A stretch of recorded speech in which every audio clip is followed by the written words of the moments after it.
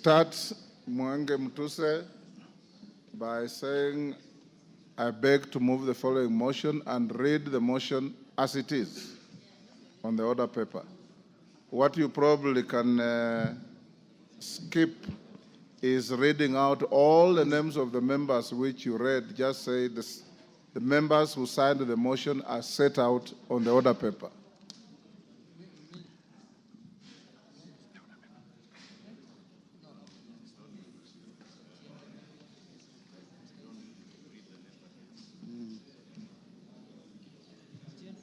Thank you, Mr. Speaker.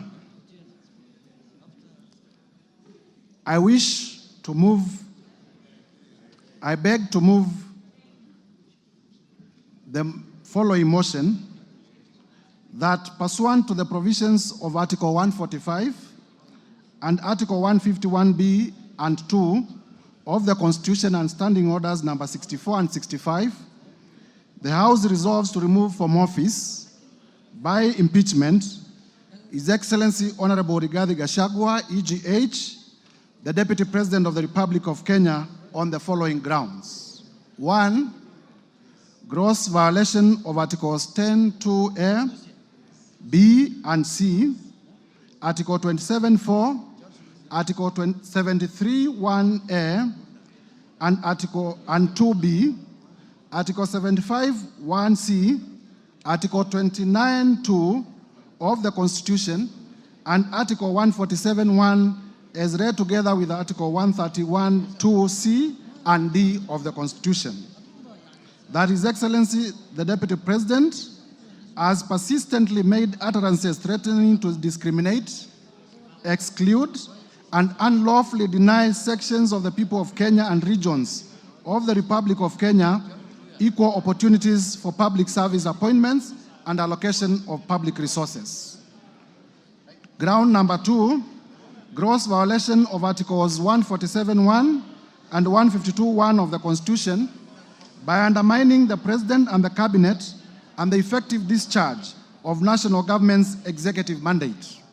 That His Excellency, the Deputy President, has made unilateral statements inconsistent with policy positions collectively adopted by the government and contradicted the President on critical matters of governance and the exercise of the President's function as a symbol of national unity.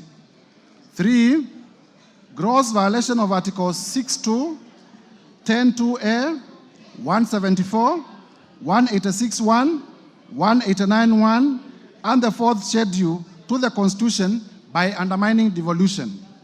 That His Excellency, the Deputy President, interfered with the running of Nairobi City County Government by inciting citizens against lawful directives of the county government on the planning and relocation of markets and publicly disparaging the leadership of the county government and its decisions.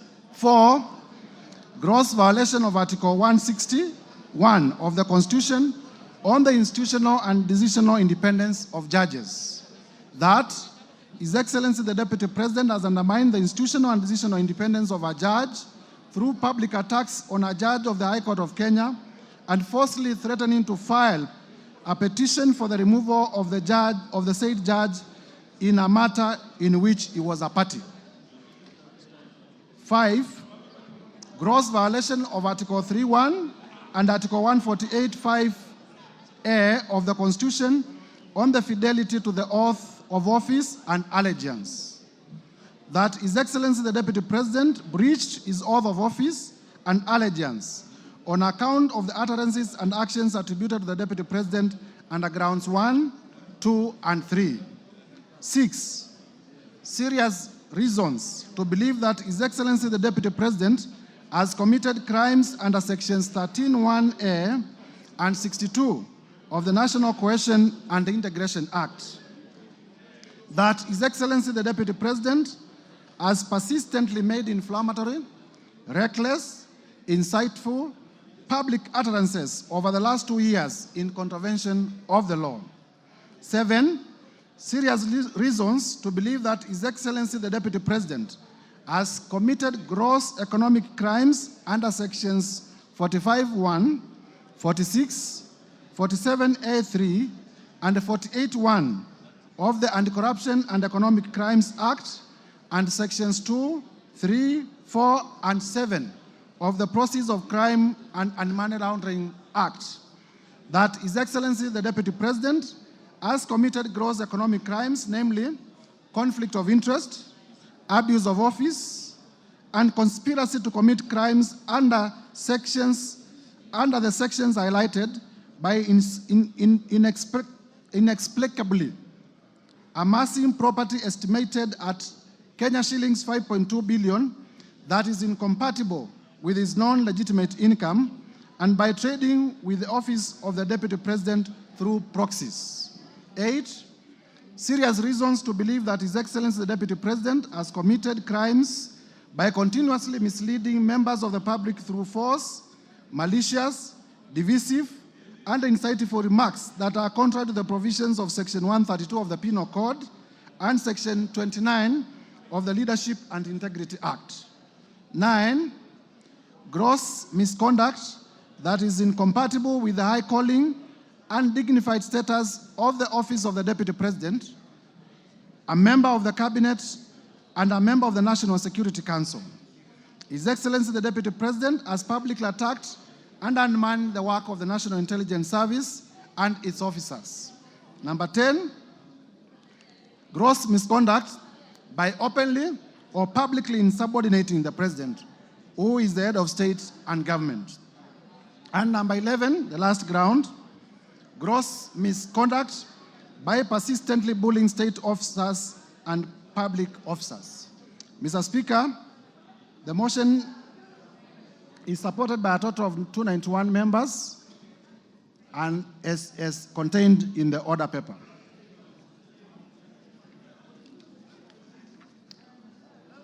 Mr. Speaker,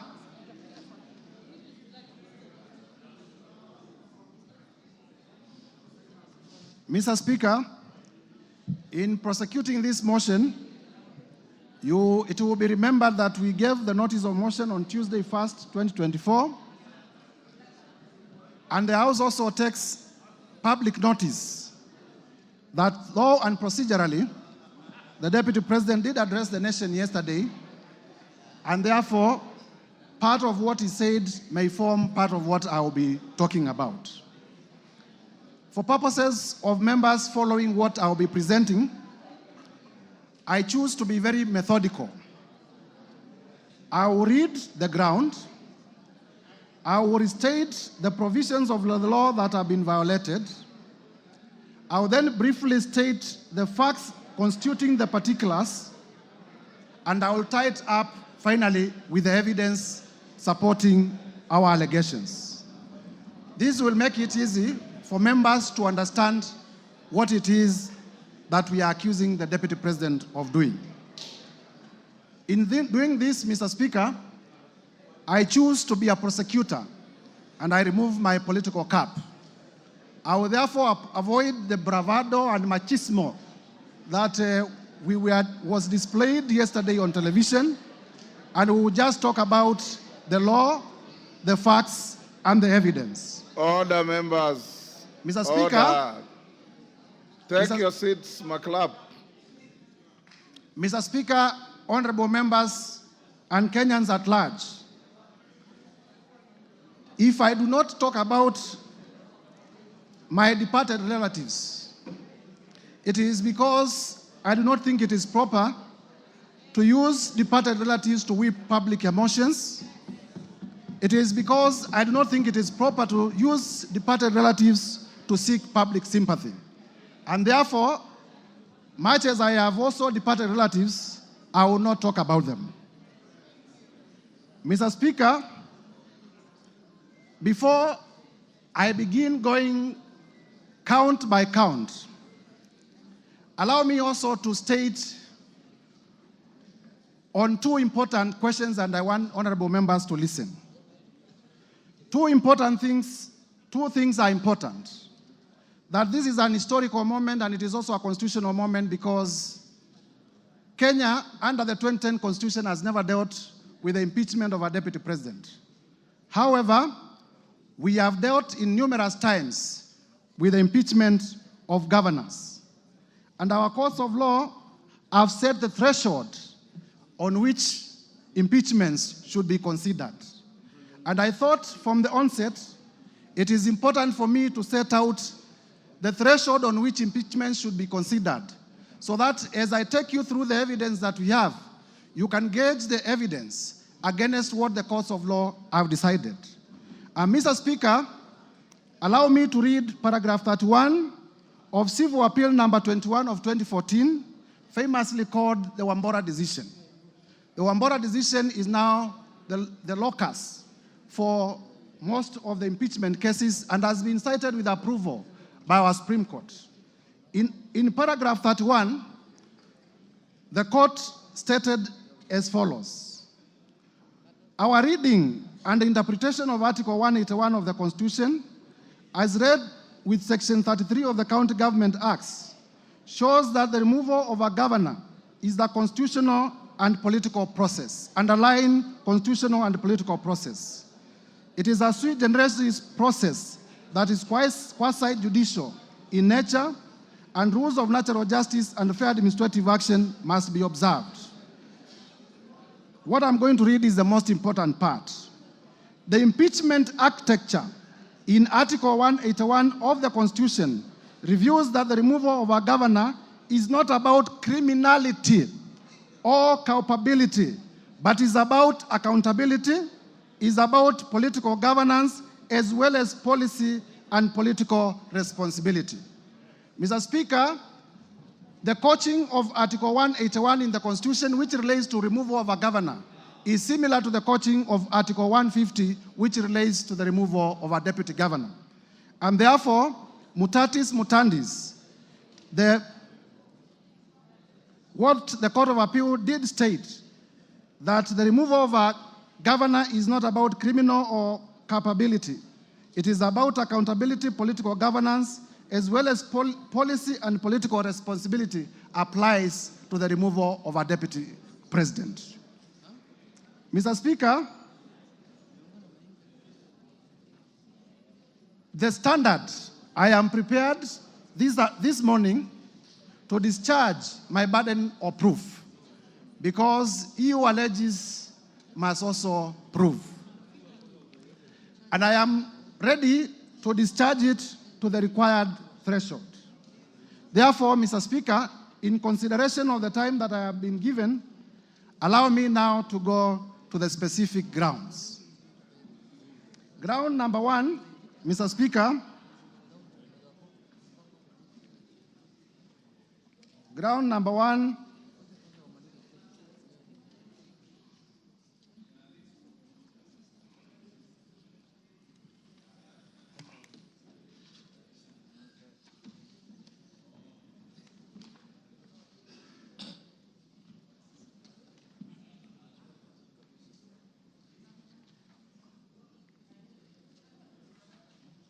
briefly. On ground number one, Mr. Speaker, we have alleged that the Deputy President has grossly violated the Constitution, and particularly Article 10(2)(a), Article 10(2)(b) and C, Article 27, Article 73, Article 75, Article 129, Article 147, and Article 131. Mr. Speaker, for clarity, allow me to read out the specific provisions so that members may relate with what we are saying. Article 10 is about national values and principles of governance. Article 10(2)(b) states as follows: the national values and principles of governance include patriotism, national unity, important national unity, sharing and devolution of power, the rule of law, democracy, and participation of the people. B, human dignity, equality, social justice, inclusiveness. Underline the words national unity and inclusiveness. C, good governance, integrity, transparency, and accountability. Mr. Speaker, we have also alleged that the Deputy President has breached Article 27 of the Constitution. Article 27 of the Constitution is about equality and freedom from discrimination. In particular, the Article 27(4) states as follows: the state shall not discriminate directly or indirectly against any person on any ground, including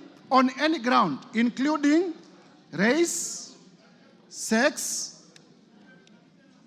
pregnancy, marital status, and so forth and so forth. Important, the state shall not discriminate. Mr. Speaker, we have also alleged that the Deputy President has breached Article 73(1) of the Constitution. In particular, Article 73(1) is on leadership and integrity, and it speaks to the authority that is assigned to a state officer. And it states as follows: Article 73(1)(a), that the authority assigned to a state officer is a public trust to be exercised in a manner that is consistent with the purposes and objects of this Constitution. Article 73(2)(b) states that the guiding principles of leadership and integrity include objectivity and impartiality in decision-making and in ensuring that decisions are not influenced by nepotism, favorism, underline favorism, other improper motives or corrupt practices. Mr. Speaker, we can go on and on to demonstrate in Article 75 and Article 75(1)(c) that the conduct of a state officer shall behave, whether in public and official life, in private life, or in association with other persons, in a manner that avoids C, demeaning the office that the officer holds. Mr. Speaker, I am taking time on this one because it is important to demonstrate that the Deputy President has not lived up to the high calling of the office that he holds, and thus has violated the Constitution. Article 129 is about the principles of executive authority. And particularly, we have said that the Deputy President has breached Article 129(2). Article 129(2) states that the executive authority shall be exercised in a manner that is compatible with the principles of service to the people of Kenya and for their well-being and benefit. We have also alleged that the Deputy President has breached Article 147 in conclusion on this particular ground. And Article 147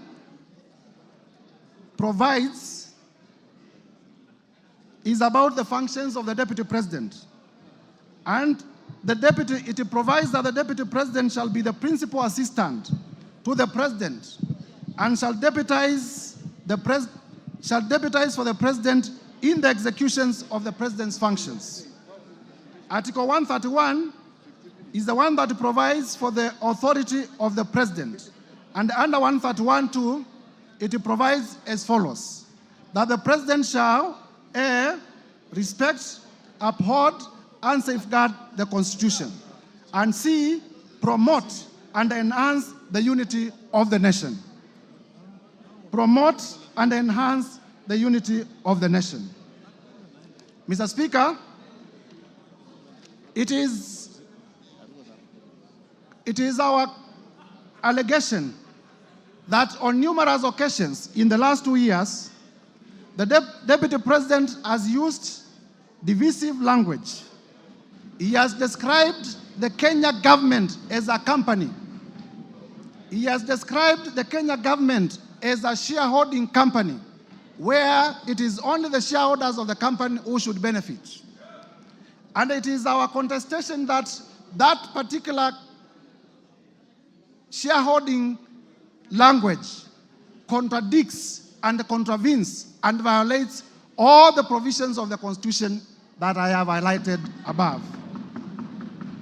Mr. Speaker, the Constitution does require, even at the preamble, recognizes that Kenya is a multi-ethnic society. We have about 45 ethnic groups in this country, big and small. And all of them are recognized by our constitution, and all of them need to enjoy their equal rights. And the Deputy President has consistently told Kenyans in several places of this country that some will benefit from government and others will not benefit from government. Mr. Speaker, I need not waste a lot of time prosecuting this point, because those of you who listened to the Deputy President yesterday, he did admit that he has been using the shareholder and company language against Kenyans. The only thing that he did, and when there is an admission by the accused person, the prosecution does not need to prove a point. And therefore, I will be urging members of this House to find that this allegation is proved, and to find that the Deputy President indeed did admit that he has been using the shareholder language, only that for the first time, and this is important, Mr. Speaker, for the first time, the Deputy President did, while admitting, he said that he has been referring to the shareholder company language in reference to coalition agreements. The evidence that I'm going to present shortly will demonstrate that he has never, in his utterances in the last 2 years, talked about coalition agreements or power sharing deals that were signed before the election among the Kenya Kwanza political formation. He has been talking directly to communities. He went to Kajiado. He told the people of Kajiado that they do not have shares. He went to Kitui during a church service at AIC Kitui, and he told the people of Ukambani that they should not even be having a cabinet minister in government. He went to Bungoma and told the people of Bungoma that they have had too many appointments in government and the votes they brought are not equivalent to the votes they brought. He went to Nandi and told the people of Nandi that they are a major shareholder and they will benefit more than others in this government. And he has been using the language in direct reference to communities, not to political party formations. Mr. Speaker, without belaboring this point, allow me now to request that the evidence on ethnic profiling and divisive shareholder politics as contained in video 1 and video 4 be played for the House to take note of the evidence. Hii serikali ni kampuni na ni ya shares. Si ndio? Ni ya shares. Kuna wenye kampuni, wale wako order members, kuna wale wako na chache, kuna wale hawana. The technicians who are playing, I kindly request that you repeat and you play it with on a higher volume. Please pause it. And I also request, Mr. Speaker, you direct that during the time that we are playing our clips, our time be paused. Please repeat so that members may appreciate and also Kenyans may know that we are not persecuting. We are not persecuting. Serikali ni kampuni na ni ya shares. Si ndio? Ni ya shares. Kuna wenye kampuni, wale wako na shares mingi, kuna wale wako na chache, kuna wale hawana. Sasa nyinyi mliinvest kwa hii kampuni ya William Ruto na Rigathi Gachagua. Sasa lazima mvune. Yule ambaye alipanda atafanya nini? Simulipanda? Simuliamuka mapema? Mukasema mutaki kusikia mambo ya ile system na nini? Muka invest, mukapanda, mukapalilia, mukaweka mbolea, mukamwagilia maji, wakati ya kuvuna ndio huu. Na itakuwa namna hiyo. Najua wengine wananikashifu ati mimi nasema ati wale walipanda wavune kwanza. Iko makosa? Iko makosa? Hata hao watavuna lakini wangoje. Si wale walipanda na wavune kwanza. Wakishavuna wavune ile tabaki kidogo, wale wakupanda waingie watafute huko nini ile itapatikana wachukue wakwende. Si iko namna hiyo? Na itakuwa namna hiyo. Ndio watu wakipiga kura waelewe hii kura tukusema nini. Hii kura iko na maana. Nyinyi hamwezi piga kelele huko, mpige kelele. Mnasema William Ruto ni bure, hawezi, mnaita yeye majina. Alafu wakipata, wakigawa, mnapiga laini atibuko pale mbele. Ati mnataka mpite wale walisema anafaa atibukue pale mbele. Inawezekana? Mimi kazi yangu pale kwa Ikulu ni hiyo. Ni kupanga hiyo laini. Hapo ni kazi mimi napanga hapo. Mimi naangalia kwa laini, nikiona wewe ulipanda, natoa wewe nyuma, napeleka wewe mbele. Mr. Speaker, in the interest of time, I have 14 other videos that the Deputy President is recorded speaking in different parts of the country. Same language, saying that Kenya is a company, and a company belongs to shareholders. It is clear from the clip. I am not the one who made that clip. The person talking in the clip is none other than the Deputy President of the Republic of Kenya. Mr. Speaker, the office of the Deputy President is a national office. The territory of the Republic of Kenya is defined in the Constitution. The territory of the Republic of Kenya is known. The ethnic communities of the Republic of Kenya are all supposed to enjoy benefits from the government. And therefore, I am inviting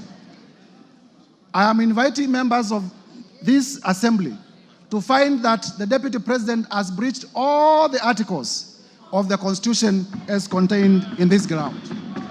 Mr. Speaker, it needs no gainsaying that divisive ethnic politics are dangerous. You need not look further than the country of Yugoslavia.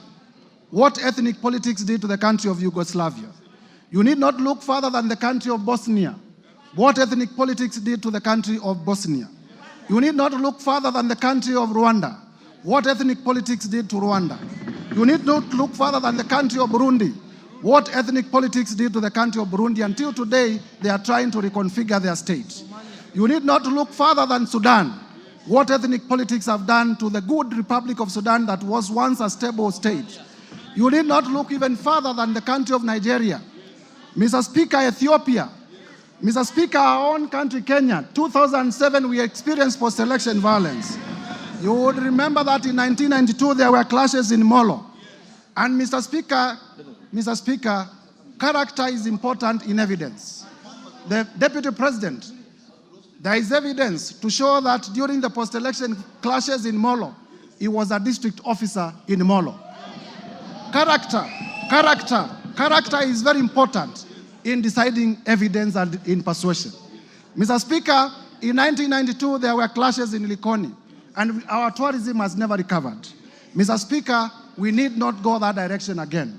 And a person occupying the high office of the Deputy President, if they want to take Kenya in that direction, the time has come for the National Assembly to stand on its feet to defend the Constitution and to impeach the Deputy President.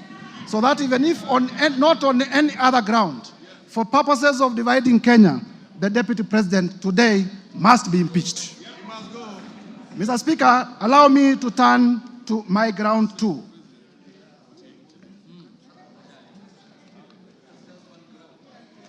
Mr. Speaker,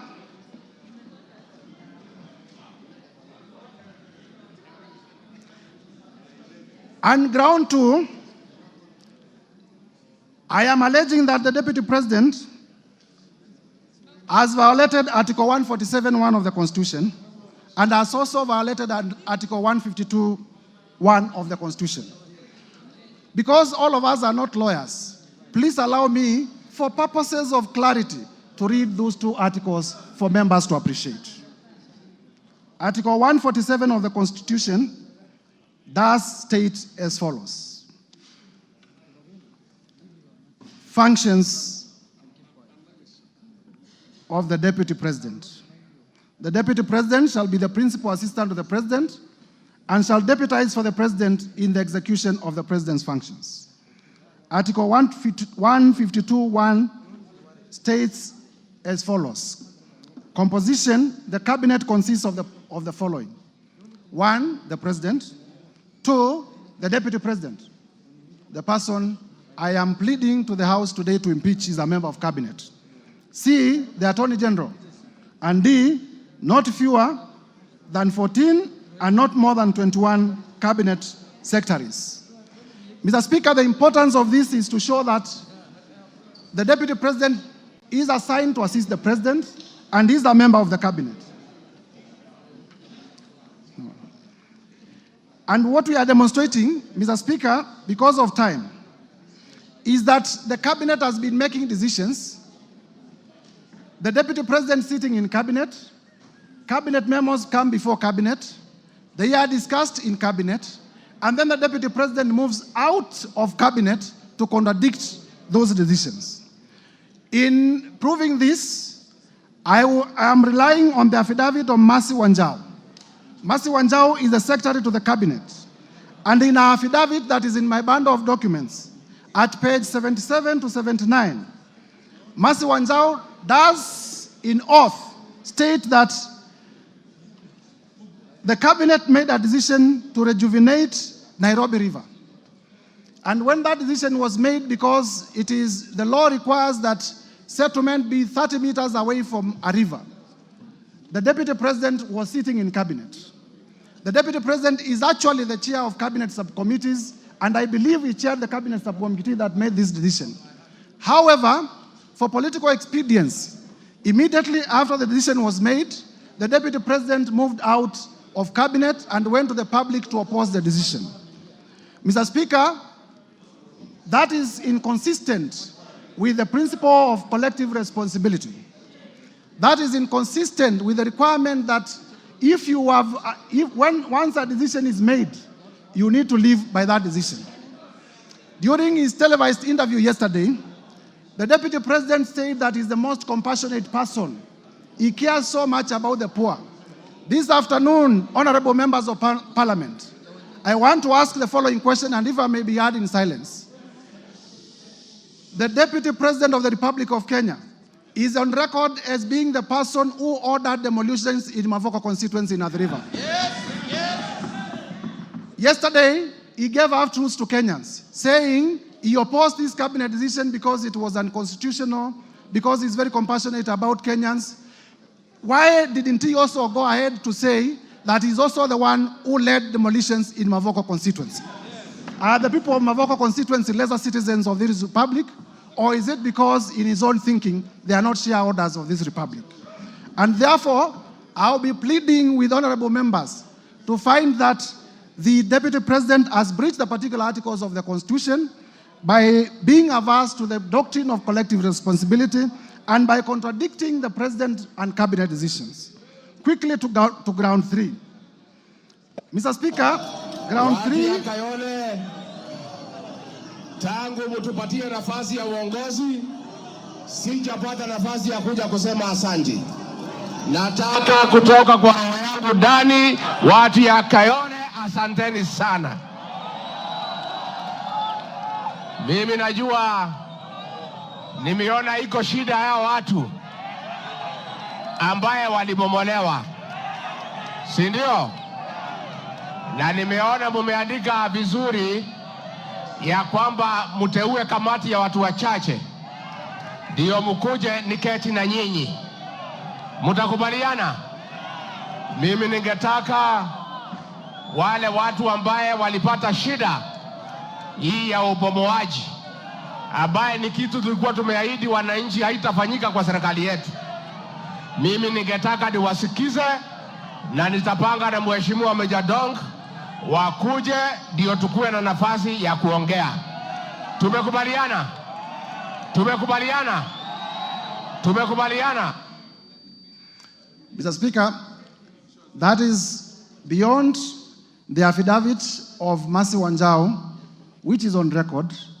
That is a live video depicting the Deputy President contradicting a Cabinet decision, a decision which is sat in Cabinet in terms of making the decision. I now proceed to ground number three because of time. Under ground number three, Mr. Speaker, the Deputy President has breached Article 62 of the Constitution, Article 10(2) of the Constitution, Article 174 of the Constitution, Article 186 of the Constitution, and Article 189 of the Constitution.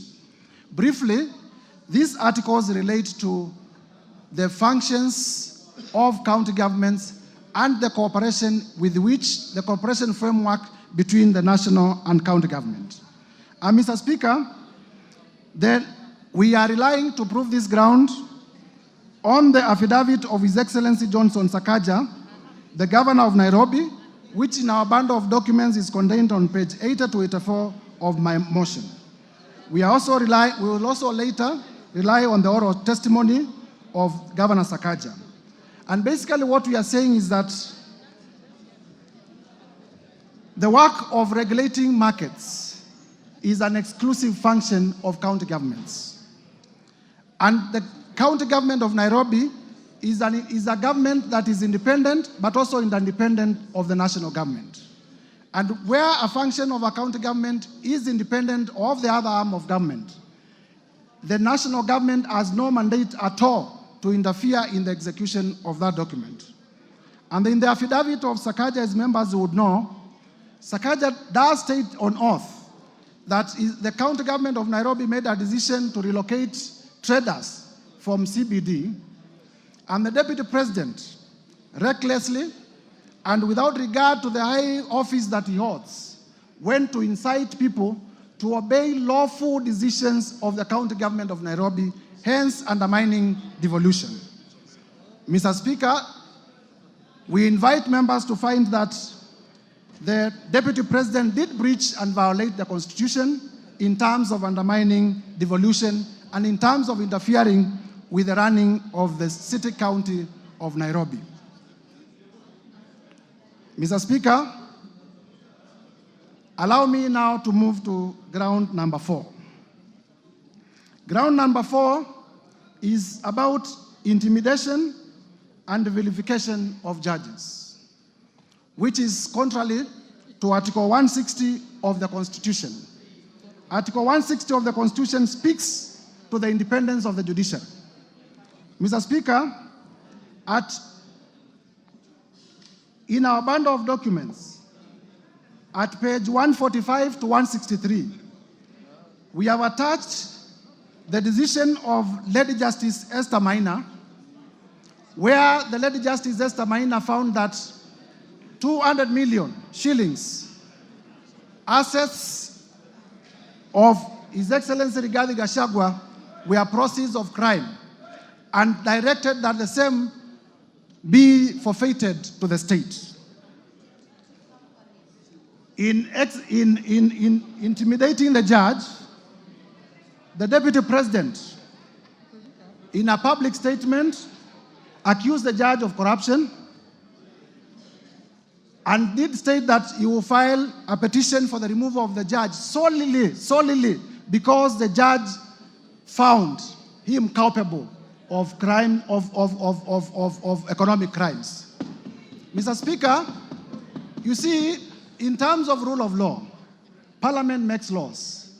The judiciary interprets those laws and makes decisions.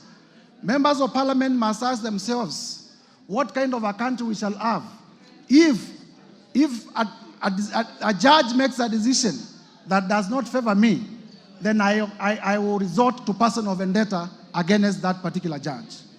Mr. Speaker, I will be playing shortly a clip where the Deputy President did threaten to occasion the removal of Justice Esther Maina on ground of our finding that he was culpable of money laundering.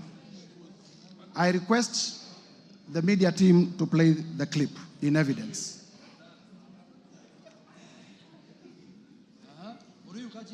On its threat, with the Deputy President Gachagua now filing a petition to push. Now we begin the bulletin with the war on the judiciary, where Kenya Kwanza administration is making good on its threat, with the Deputy President Rigathi Gachagua now filing a petition to push for the removal of a judge from office. Gachagua says he will on Thursday file a petition with the Judicial Service Commission to push for the removal of Justice Esther Maina, who handled an economic crimes case against him in 2022 for alleged corruption and misconduct. Now, speaking in Iten, where he accompanied President William Ruto for a church service, Gachagua told the Chief Justice to first clean up her house by dealing with pending cases with the Judicial Service Commission. Now, in the sustained onslaught against the judiciary, President William Ruto vowed to deal with unnamed government officers he described as incompetent, saying his administration will slay the corruption monster that has reared its ugly head in various arms of government. Chamitai Goin reports. After Chief Justice Martha Koome invited Kenyans with complaints over the conduct of judicial officers to submit their lamentations to her office, the Kenya Kwanza administration, through Deputy President Rigathi Gachagua, has taken the challenge, with the DP announcing that he will file a petition this week. Amechallenge sisi tutoe ushahidi. I will lead by example. On Thursday, this coming week at 2:15, I will personally present a petition before Lady Chief Justice Martha Koome against Justice Esther Maina for her removal from the judiciary for misconduct and corruption. Mimi mwenyewe nitaongoza because sasa unajua sasa si ametuuliza. Sasa tuko tayari, mimi ndio nitaongoza kwa executive. Gachagua reliving his July 2022 incident where 202 million shillings was seized to the state after Justice Esther Maina ruled the money was proceeds of corruption having been acquired through dubious means. Huyo judge through corruption declared my hard-earned wealth proceeds of crime without giving me an opportunity to be heard. Against the rules of evidence, where he who alleges must prove. We made an application to cross-examine the investigator akakataa kwa sababu anajua there is no case. Na evidence tuko nayo vile ilifanyika. The Kenya Kwanza Battalion. Mr. Speaker, I will request that we pause the video in the interest of time. In the interest of time, we pause the video. From the utterances, Mr. Speaker, it is clear that the attack on the judge is based on the decision the judge made in performing a constitutional mandate as a judge. It is clear that this is personal vendetta. It is clear that the Deputy President was threatening the judge. It is clear that this is intimidation and an attack on the independence of the judiciary. Mr. Speaker, the Deputy President is a president in waiting. And if he cannot, he's a president in waiting. And if he cannot protect and uphold the independence of the judiciary, that becomes a dangerous man. And he must be impeached for that particular reason.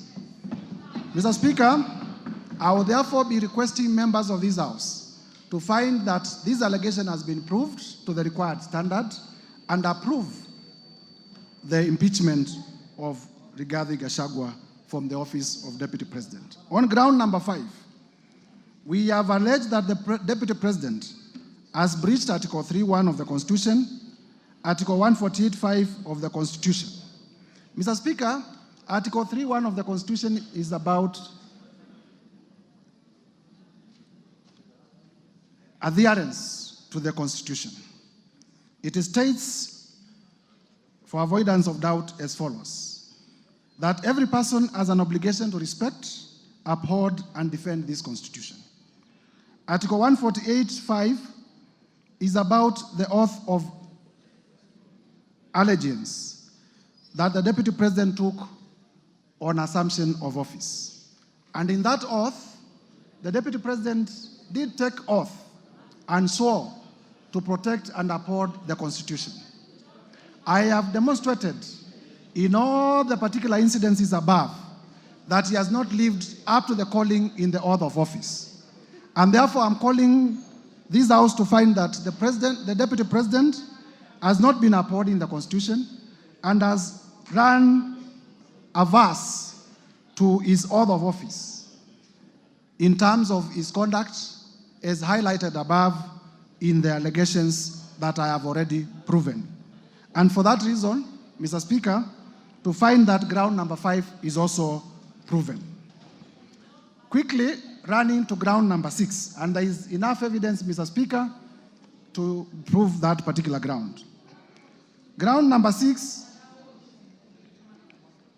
is breach of the National Cohesion and Integration Act, particularly Section 13(1) and 62 of the National Integration and Cohesion Act. Mr. Speaker, the two provisions read as follows. Section 13 reads as follows. It is an offense for any person to use threatening, abusive, or insulting words or behavior where the person intends to stir feelings of ethnic contempt, hostility, violence, or discrimination.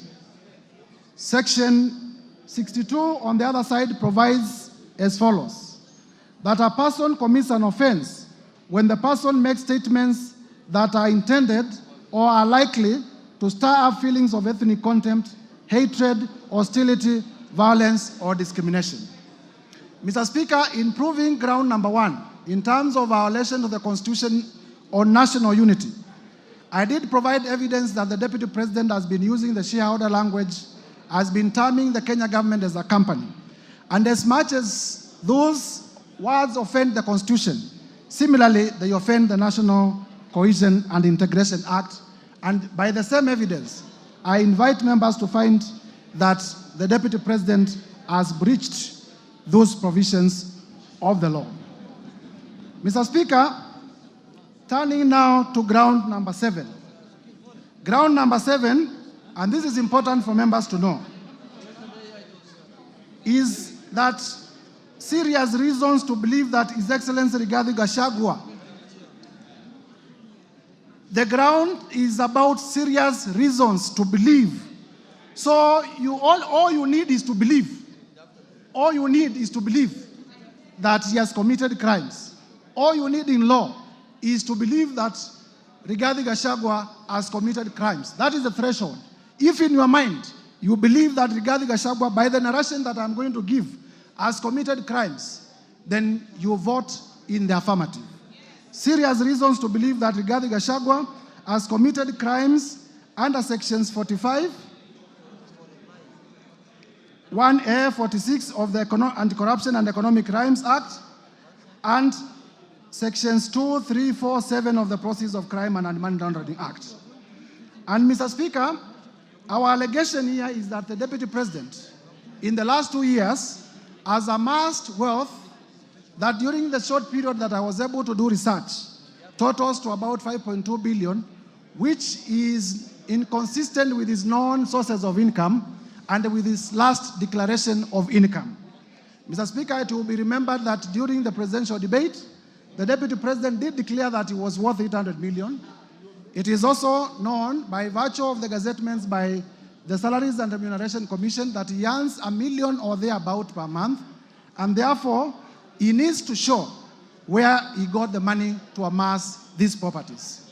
The import of my allegation is twofold. Number one, there is what we call unexplained assets under the Anti-Corruption and Economic Crimes Act. And number two, there is money laundering. Mr. Speaker, in my motion, I have listed a total of 22 companies that I believe the Deputy President has been using, number one, to amass, to award himself through conflict of interest, businesses in his office and in government. And number two, to purchase properties using unexplained sources of income. Mr. Speaker, it will be remembered that yesterday during the televised interview, the Deputy President went through all the companies and they did not deny that either of them belongs to him. All he did was to say that he registered some of them before he became Deputy President. I am not interested in the time that the companies were registered. I am interested in what the companies have done in the last 2 years. And I will demonstrate that that these companies have actually done economic crimes against the people of Kenya. Mr. Speaker, I have also listed properties. I have listed a number of properties that the Deputy President has purchased within the 2 years that he has been in office. I have listed treetops Hotel in Nyeri. I have listed Olive Gardens Hotel. I have listed Queensgate Serviced Apartments. I have listed Wamunyoro Investments land in Embakasi. I have listed the Aberdare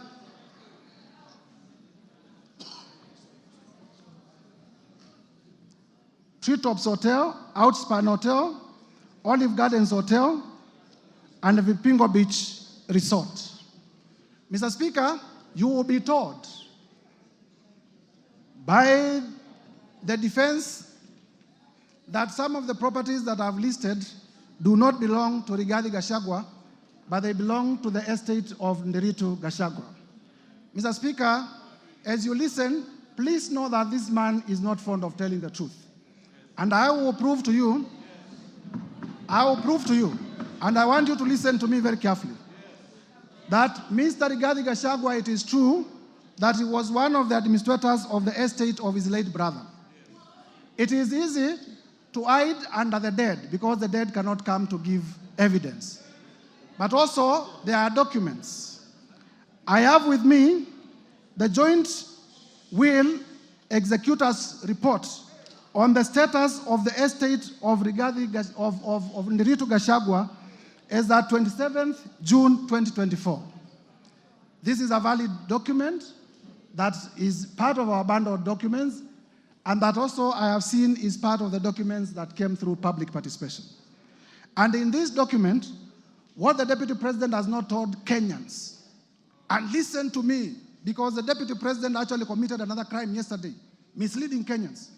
What the Deputy President has not told Kenyans is that in those 2 years, he is the one who has bought the properties of his own brother through coercion. And I am not interested, I have no problem with people owning property. What I have a problem with, and this is what he needs to be explaining to us, where did you get the money to buy these properties? This is the big question. This is a big question. Mr. Speaker, you will be told that when I became Deputy President, I transferred my companies to my 2 sons. And my 2 sons are the best entrepreneurs that Kenya has ever produced. They are the best investors that Kenya has ever produced. And one day they walked into a bank and they got a loan of 600 million. Mr. Speaker, I have looked at the ID numbers of the 2 sons, and I can confirm that they are in their early 30s. I want Kenyans, Gen Zs, you were in the streets. I want Kenyans to tell me which Kenyan, 23 years old, can walk into a bank. Where do you get the security to secure 600 million loan?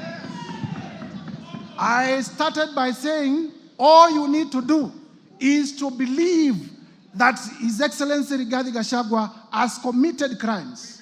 And buying properties worth 5.2 billion within a period of 2 years is not reason enough to believe that he has stolen from the Kenyan Republic.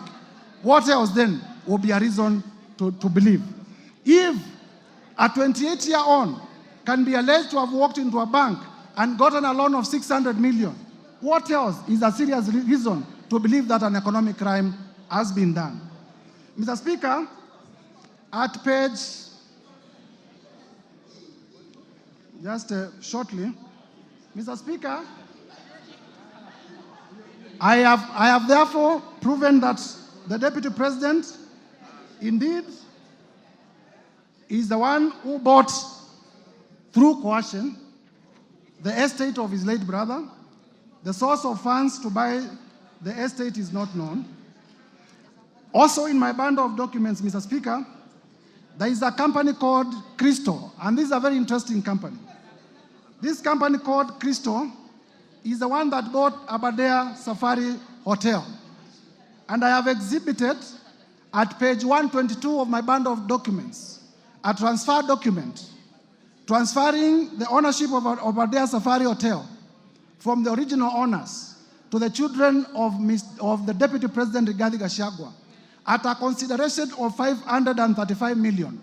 And this transfer, Mr. Speaker, was done on the 22nd November 2023, immediately after the Deputy President assuming office and telling Kenyans that he found empty coffers. He was able, within 2 months, to buy a property worth 535 million in Nyeri. Which empty coffers did he find? The other day, I have exhibited at page 118 the CR12 of the new company, which shows that his two sons are the directors. I have also exhibited the transfer document to show that actually the ownership of the company did shift at a cost of 535 million. And therefore, I believe I have discharged my burden of proof to the required standard. Mr. Speaker, yesterday, the Deputy President said immediately became Deputy President, he asked his children not to do business with government. But you will realize, because he's speaking from both sides of his mouth, you will realize that even in this transaction about hotels, Treetops belongs to Kenya Wildlife Service. Yes, it is true he has leased. But if you say that you have instructed your children not to transact with government, and then you lease an hotel owned by the government, are you not transacting with government? Are you not transacting with government? And therefore, the live interview by the Deputy President yesterday is a further ground for the Deputy President to be impeached. I can go on and on and on to show that the Deputy President did purchase Kuruwitu Home Resort at a cost of 250 million from the estate of his own brother. Mr. Speaker, you were told also that Vipingo Ridge Hotel is a property within the estate of the late brother to the Deputy President. But I have exhibited in my bundle of documents CR12. CR12 is a document that shows the company directors, showing the children of the Deputy President as directors of Vipingo Hotels. The children of the Deputy President are not listed in the will as executors of his estate. So one would wonder, because they are not listed as executors of the estate of Nderitu Gachagua, then where do they come in terms of owning the Vipingo company? It can only be by way of purchase, it can only be by way of money laundering. Mr. Speaker, one other reason why I have provided the 20-something companies and the properties is also to demonstrate character. Some of these companies have not transacted. It is my prosecution theory that these are special purpose vehicles for purposes of money laundering and for purposes of preparation for money laundering. And therefore, one would wonder why the Deputy President would have so many companies that are not active, except for the reason of waiting for a prime day for them to launder resources from government. Mr. Speaker, I have also listed many companies and suspicious transactions where companies were being paid as much as 100 million from the office of the Deputy President. They are paid in the morning, and at noon, they are withdrawing the money in cash. You are aware that under our regulations, you cannot withdraw more than 1 million shillings from the bank. But I have listed in schedules where in a singular day, as many as 10 transactions, cash transactions, were being done from monies that had been paid from the office of the Deputy President. These are serious reasons to believe that the monies were being withdrawn for suspicious reasons. And for that reason, Mr. Speaker, I believe I have discharged my burden of proof, and this ground is proven beyond the required threshold, and it should be confirmed as a ground of impeachment. Mr. Speaker,